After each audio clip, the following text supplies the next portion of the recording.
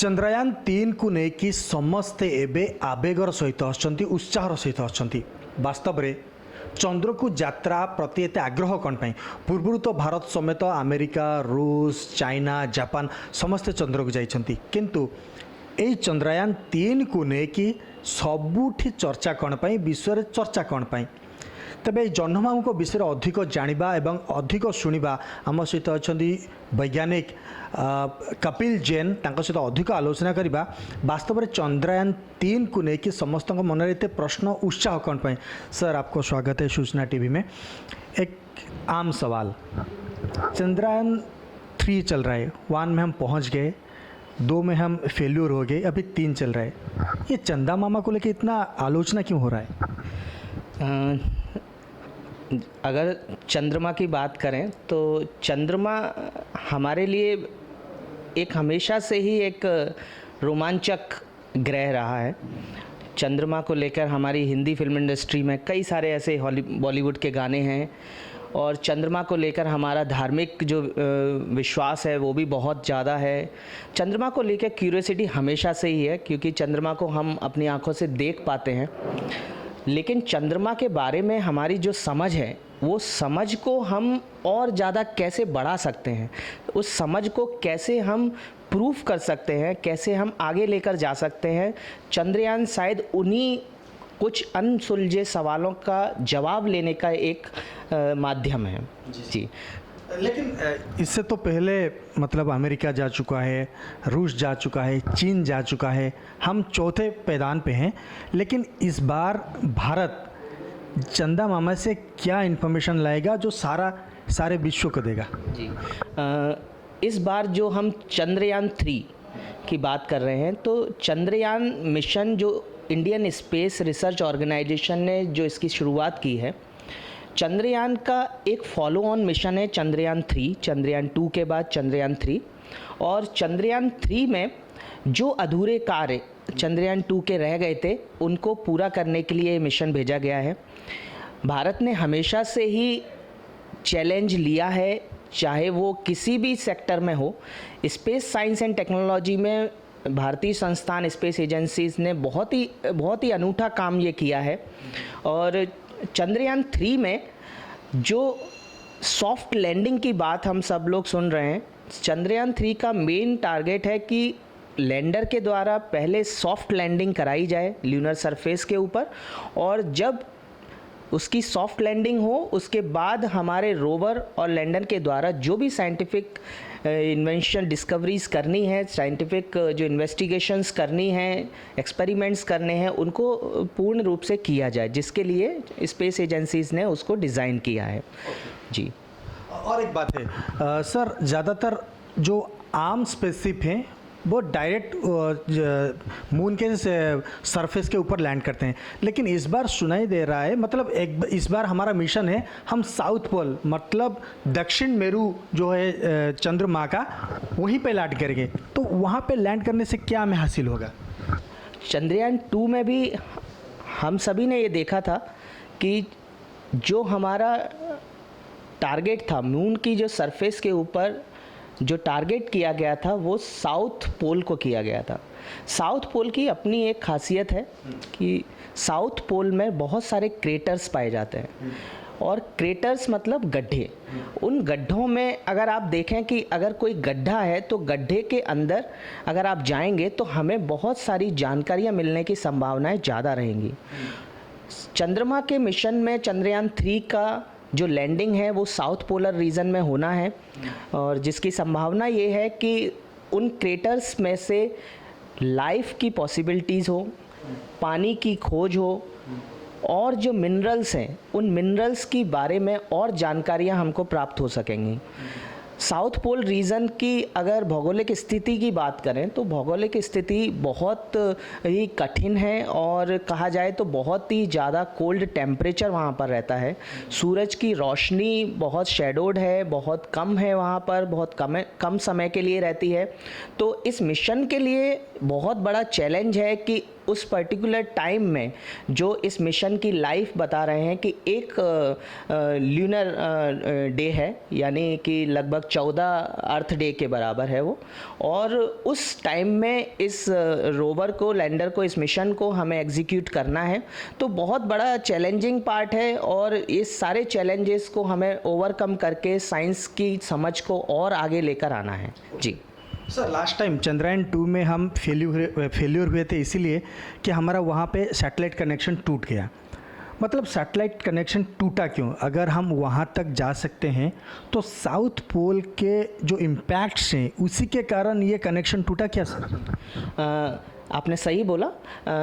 किसी भी मशीनरी को अगर हम लैंड कराते हैं, जहाँ तक कि लैंडर की बात है, जो विक्रम लैंडर चंद्रयान 2 के टाइम पर जब टच डाउन हुआ था, तो जो टच डाउन पोजीशन होता है बहुत ही क्रूशियल होता है, क्रूशियल फेज़ होता है किसी भी स्पेसक्राफ्ट के लिए। तो वो क्रूशियल मोमेंट में उसका जो सॉफ्ट लैंडिंग वाला जो पार्ट था वो सॉफ्टली ना होते हुए वो एक हार्डफुल हुआ। हार्डफुल होने से जो इम्पैक्ट जनरेट होता है, जो इम्पैक्ट जनरेट हुआ उससे वो मशीनरी फेल हुई, उससे हमारा जो कनेक्शन था, जो कनेक्टिविटी थी, उसके साथ वो टूट गई। लेकिन इस बार इसरो ने इन सारी चीज़ों को ओवरकम किया है, टेक्नोलॉजी को और एनहांस किया है। हमारी जो लैंडिंग जो प्रोब्स हैं, जो लैंडिंग लेग्स हैं चंद्रयान 3 लैंडर की, इस बार बहुत स्ट्रेंथन की गई हैं और वो सारी चीज़ों को ध्यान में रखते हुए, टेक्नोलॉजी का और बेहतर इस्तेमाल करते हुए, हमारी पुरानी जो समझ थी चंद्रयान 2 को लेके, उसको हमने और इम्प्रोवाइज़ किया है, हमारी इंस्ट्रूमेंट्स को इम्प्रोवाइज़ किया है। तो ये मिशन डेफिनेटली उन सारे चैलेंजेस को ओवरकम करके एक नई तरीके से हमारी लैंडिंग को कराएगा। जी सर, और एक सवाल है, जितने भी सारे हमारे कम्पिटिटिव कंट्रीज़ हैं, जैसे अमेरिका हो, रूस हो, चाइना हो, उनमें खर्च व लागत बहुत ज़्यादा होती है स्पेसशिप बनाने में, लेकिन इंडिया में जो बनाया जा रहा है वो बहुत कम, मतलब एक बॉलीवुड के सिनेमा से भी कम उसका प्रोजेक्ट कॉस्ट है। ऐसा क्यों सर? एक तो जो स्पेस साइंस की अगर बात करें, स्पेस साइंस एंड टेक्नोलॉजी के क्षेत्र में जिस तरीके से आज एडवांसमेंट आया है, जो सारी वर्ल्ड की जो स्पेस एजेंसीज़ हैं, जो लीडिंग वर्ल्ड एजेंसीज़ हैं, नासा है या फिर रशिया की स्पेस एजेंसी बात करें, चाइना की स्पेस एजेंसी बात करें, भारत एक अनूठी पहचान बनाता है इस स्पेस एजेंसीज़ में, क्योंकि भारत के पास संसाधन की अगर बात करें, संसाधन का किस तरीके से इस्तेमाल करना है, भारत सरकार जो जिस तरीके से हमारे वैज्ञानिकों को संसाधन मुहैया करा रही है, जिस तरीके से करा रही है, उस तरीके से हमारा जो यूटिलाइजेशन है वो बहुत बेहतर है बाकी देशों से। और उन संसाधनों का इस्तेमाल अगर हम बेहतर तरीके से करते हैं, हमारी तकनीक को हम बेहतर तरीके से समझते हैं, तो जो इसमें जो खर्चे आते हैं वो हमारे कम हो जाते हैं। और दूसरा ये है कि हम जितना इसमें कंट्रीब्यूशन कर रहे हैं बाकी देशों के कंपैरिजन में, भारतीय वैज्ञानिक जिस तरीके से कंट्रीब्यूट कर रहे हैं, उनको इस चीज़ों को बहुत आगे लेकर आ रहे हैं, जिससे हमारे जो खर्चे है, चाहे बात करें कि जो इसमें जो इनबिल्ट जो मशीनरी है वो हम लोग इंडिजीनियसली बना रहे हैं, हमारे बाकी जो नए स्टार्टअप्स सामने आ रहे हैं, तो सभी का एक योगदान इसमें मिलता है। भारत बहुत डाइवर्स कंट्री है, वर्ल्ड क्लास यहाँ पर स्पेस क्षेत्र में जो टेक्नोलॉजी का इस्तेमाल होना चाहिए उस चीज़ को लेके हम लोग बहुत ज़्यादा आगे आ चुके हैं। तो मुझे ये लगता है कि जो स्पेस मिशंस को एग्जीक्यूट करने के लिए जो पैसा है वो भारत में ठीक तरीके से यूटिलाइज किया जा रहा है। जी जी सर, और एक सवाल जो हर भारतीय मन में है, हमारे देश के ज़्यादातर साइंटिस्ट हमारे देश में काम करने के बदले वो विदेशों में ज़्यादा काम करने के लिए मन बना रहे हैं। ऐसा क्यों? हमारे देश में कम रिसर्च होता है, कम पैसा मिलता है, या फिर ज़्यादा बाहर ज़्यादा स्कोप है? ये थोड़ा कहना जनरलाइज्ड होगा। आज भारत में आप देखेंगे कि जिस तरीके से एक मूवमेंट आया है, चाहे टेक्नोलॉजी की बात करें, चाहे किसी भी साइंस की बात करें, हर एरिया में हमारे जो लोग हैं वो बहुत बेहतर परफॉर्म कर रहे हैं। और जो आगे चल के जो भविष्य में हम देखेंगे कि जो रिज़ल्ट सामने आ रहे हैं, जिस तरीके के हमारे लोगों का जो कंट्रीब्यूशन है वर्ल्ड इकोनॉमी को आगे लेकर आने का, तो मुझे ऐसा लगता है कि आगे चलकर ये जो मिथ है, जो जनरलाइज जो मिथ है, वो शायद दूर होगा और लोग बाकी कंट्री से हमारे देश में आकर काम करने के लिए आगे आएंगे। और जिस तरीके से भारत की सरकार है, चाहे किसी भी क्षेत्र में हो, हमेशा ही आगे आने का मौका दे रही है और हर क्षेत्र में ही लोगों को उस तरीके का प्रोत्साहन दिया जा रहा है कि वो आगे आएँ और अपने क्षेत्र में जो भी हासिल करना चाहते हैं उसके लिए पूर्ण रूप से सरकार उसके साथ रहेगी। जी सर, आखिर सवाल, चंदा मामा को छोड़ के अब भारत का मिशन, मतलब अगला मिशन क्या कुछ प्लान है, आपको मालूम है? जैसे कि देखा है हमने कि चंद्रयान 1, 2, अभी 3, तो ये एक स्पेस साइंस है जो हमेशा ही एक्सप्लोर की जाएगी, हमेशा से ही एक्सप्लोरेशन की तरफ देखा जाएगा। चंद्रयान 3 की जो भी अचीवमेंट सामने आएंगी उसको आगे लेकर जाना ही है और उसके ऊपर हमारे नए मिशन सामने आएंगे और चंद्रमा की जो खोज है वो निरंतर जारी रहेगी। और जब तक ह्यूमन अपनी जिज्ञासा को बनाए रखेगा तो मुझे लगता है कि इस तरह के मिशंस आते रहेंगे और बहुत ही सार्थकता के साथ सामने आएंगे इनके रिजल्ट्स। जी सर, इस बार हमारी सफलता की हार कितनी है? 100% है?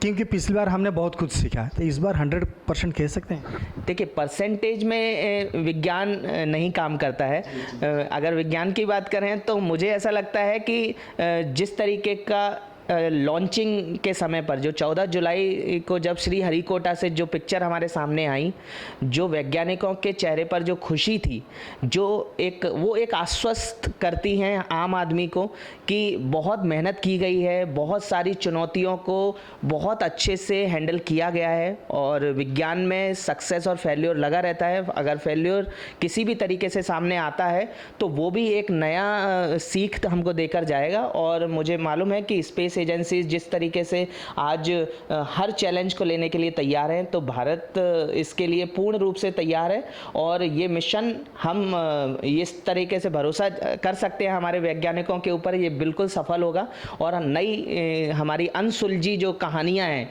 वो शायद उस सार्थकता के साथ हमारे क्वेश्चंस का जवाब हमको मिल जाएगा। निश्चित भाव आप शुणुले जो जह्नमामू दिने एकदा छोट पिलांकर कहानी थिले, से जह्नमामू एबे वैज्ञानिकों पाई गवेषणार रोषशाला पलटि।